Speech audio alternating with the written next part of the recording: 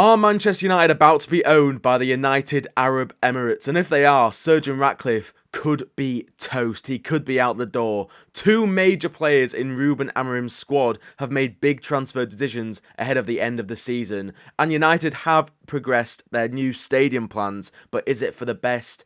I'm not too sure. We're going to talk about that a little bit as well. Welcome back to TurkTalksFC. This is your daily Manchester United roundup where I discuss all the big talking points from the last 24 hours in around 10 minutes. Let's get straight into this video. Like it if you can, subscribe, it helps me out a lot, and get involved in the comments. Let me know your views as well. So, United Arab Emirates considering a Manchester United bid. This is from the Daily Mail. It was also in TalkSport from Alex Crook and Ben Jacobs. So there could be some weight behind it. A consortium based in the United Arab Emirates is understood to be considering making an offer to the Glazer family. Now, the Glazers value their United shares at £5 billion. That is more than double the current stock value. So it's an absolutely ludicrous asking price, to be honest. There's been no contact as of yet, but this is something that a consortium from the United Arab Emirates is considering. And this all stems from Turkey al-sheikh, the Saudi government figure. And obviously, 2 days ago, he posted that bombshell tweet where it was like, the news I've heard today is that United are in advanced stage of finalising a deal to sell to a new investor. Yesterday, he did backtrack a little bit, saying that, oh, my tweet was just coming from me because I'm a fan. He didn't back out of the fact of the matter, which is United are in an advanced negotiation with a new investor, but it's not him and it's not an investor from Saudi Arabia. He just wants it to happen, but it might not necessarily happen. So he's not gone full in, all out for it, but there's apparently new investor, advanced talks going on. Could it be the United Arab Emirates? And Sir Jim Ratcliffe is at risk if it is. If the Glazers get an offer that they deem suitable and they sell the club, Sir Jim Ratcliffe will be forced to sell his shares as well. Now, there's been a lot of talk about a first refusal. A lot of fans still think that Sir Jim Ratcliffe can turn around and go, well, actually, no, as part of our agreement, I get first rights for these. But no.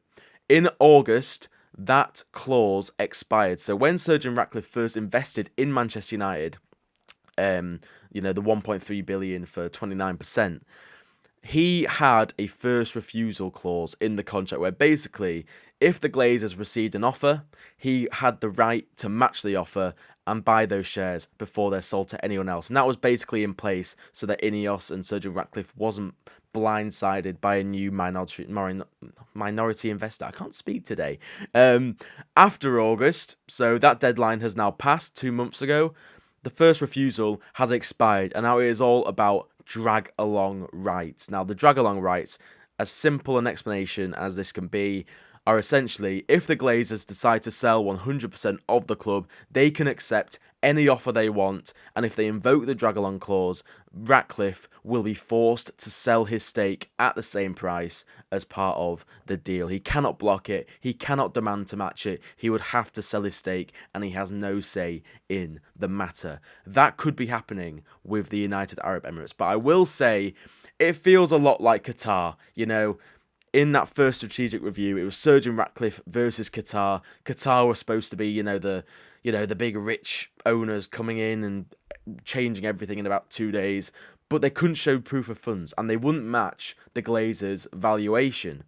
One of their main plus points in this takeover thing, Qatar, was we're going to get legends involved. We're going to bring legends in as ambassadors for the club and make sure legends are making the decisions. And the United Arab Emirates are reportedly said to be doing the same thing. They're already in talks with club legends, former players, to become ambassadors for the club. Seems like the same tactic. I don't fully buy it yet. And the fact that Turkey al-sheikh has sort of backtracked a little bit, I think we can just take it with a pinch of salt. But if there is talks going on, maybe it's not for a full takeover, but maybe there is for investment. Because as I'm going to say later in the video, this new stadium needs to be funded and United are going to need some help. So I do think there is a genuine possibility that the United Arab Emirates or someone from the Middle East could help United fund this stadium and get involved that way, and probably get some shares in the club while they're at it. On the player side of things, Harry Maguire is set for a new contract. Now, I thought Harry Maguire was certain to leave at the end of the season. He's on about £140,000 a week. He turns 33 next year. I was just thinking, listen, we're entering a new era. He's been here for, 7 years now. I thought it was a pretty ideal time for him to move on. But no, Fabrizio Romano is reporting that United are in talks with Harry Maguire over a new contract. Face-to-face meeting with his camp took place in recent days, and more will follow to discuss conditions. United are very happy with Maguire's contribution on the pitch and his leadership offer. And I think that's the thing. Off the pitch, in the dressing room, Harry Maguire, a valuable player and one you want in your dressing room. But I'm just thinking that if Ruben Amorim is to continue at United with this three-at-the-back system, the high line, Maguire's going to need some pace around him, because we saw against Brentford when it was Harry Maguire, Matthias de Ligt and Luke Shaw, we got exposed big time. But if he is the man in the middle with, say, Lenny Yoro and someone quick on the left, he still has something to give, I think. And that's not all. Bruno Fernandes has rejected Saudi Arabia. Now, I thought it was certain that Bruno Fernandes would be leaving United for Saudi Arabia at the end of the season, but that isn't going to happen. After the whole Al Hilal saga in the last summer, United rejecting 100 million, Bruno Fernandes was really considering that offer, but he, according to Simon Stone in the BBC, he has no interest in moving to Saudi Arabia at the end of the season. He obviously rejected the huge offers from Al Hilal and Al Ittihad last summer. He wants to stay in Europe. It's not just that though, because Bruno Fernandes' camp have reportedly strongly rejected suggestions that he's ready to quit Old Trafford after the World Cup next summer. I thought he was bang on to leave, to be honest. I thought this was his last season and he'd go on and try something new, especially if United don't qualify for the Champions League. Bruno Fernandes, he's under contract until 2027 with the option of a further year. He wants to stay in Europe. If United get in the Champions League this season, he's probably going to stay at the club. And the report also adds that Bruno Fernandes believes that United can get a top 5 finish in the Premier League this season and qualify for the Champions League.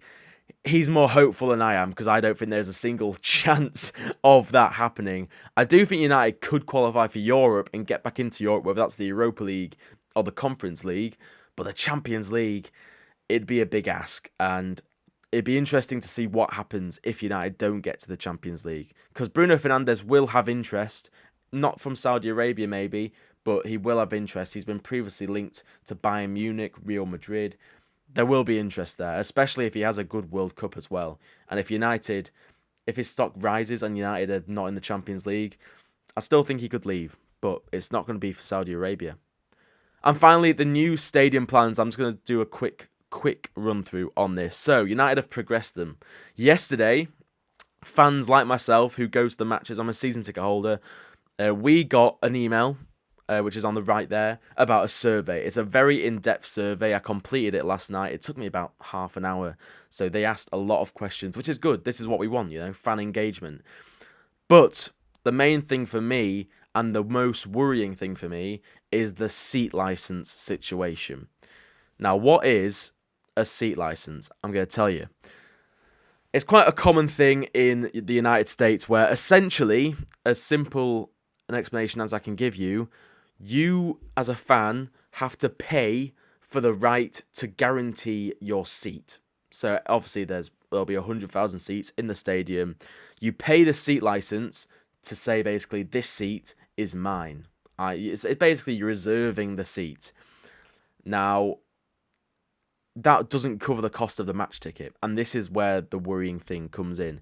So fans who buy a license to a seat would still have to pay separately for a season ticket, and they could choose to pass the license over to someone else if they no longer wished to commit. But if you buy the seat license and then you can't afford the season ticket, you automatically lose your license. Now, seat licenses, they tend to last around 30 years. So it'd be a one-off payment of, based on the survey, it'd probably be more than £1,000 just for the seat license. And then you'd have to pay for the season ticket as well. And let's be honest, this new stadium, it's costing £2 billion to build. As I say, United are going to need to fund it. seats aren't going to be cheap. They're not. You know, ticket prices are going to rise. And this bit on the left here, bit of hope. It won't be all the seats. It won't be all the season tickets. Premium seating areas is where the seat licenses will come in. So there'll still be normal general admission season tickets where fans can have the same seat for every game and apply for away games and cup final tickets, just like it is now. But for those premium seating areas, which I presume will be like near the corner flags, you know, in the middle of the pitch with the best view, they will be the seat license areas, and fans can buy that seat license to basically guarantee a seat. But you'd still have to pay, you know, thousands of pounds for a season ticket as well. So my thoughts on this, initially I was outraged. I was fuming at this, but I've sort of slept on it, and United have to pay for this stadium somehow. And obviously, so what Sir Jim Ratcliffe says to United stand fans in here, he's right. You know, some fans will be able to afford more than others.